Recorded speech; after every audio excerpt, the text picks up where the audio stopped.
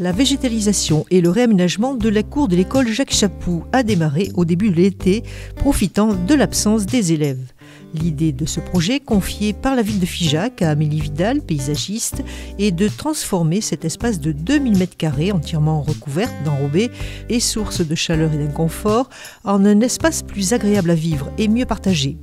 Requalification des usages, diversification des espaces de la cour et apport de fraîcheur en supprimant une partie du goudron et en réintroduisant de la végétation, tels ont été les maîtres mots de ce projet. Les structures en bois sont réalisées et posées par le service menuiserie de la ville.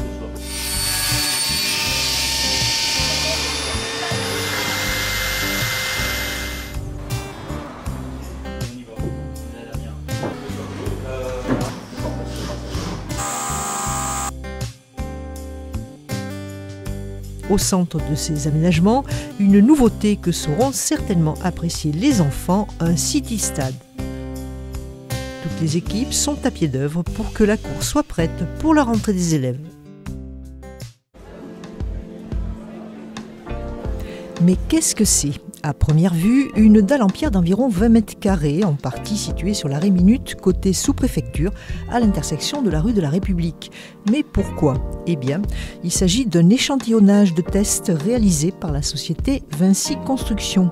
Objectif, évaluer différentes options pour le revêtement de la future place Carnot. Un procédé test qui va permettre de prendre des décisions éclairées quant au choix du matériau et du design de la place, prenant en compte des critères esthétiques, pratiques et fonctionnels. L'opération de sensibilisation à la sécurité des femmes dans l'espace public lancée par le gouvernement a été relayée à Figeac conjointement par la gendarmerie et les policiers municipaux.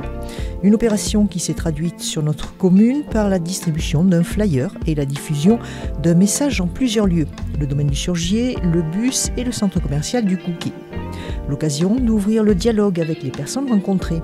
Même si Figeac n'est pas particulièrement touché par ces violences, il est important de prévenir et de traiter tout acte nuisible, en particulier envers les femmes, et de donner aux citoyens les informations nécessaires pour réagir de manière appropriée en cas d'agression ou de témoin d'une agression.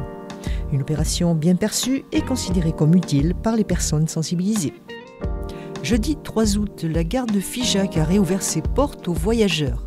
Près de 2 années de travaux ont été nécessaires pour reconstruire l'édifice après l'incendie du 22 novembre 2018. Le bâtiment a entièrement fait peau neuve et retrouvé sa splendeur pour le plus grand plaisir des Figeacois et usagers du train. L'inauguration officielle est prévue pour fin août.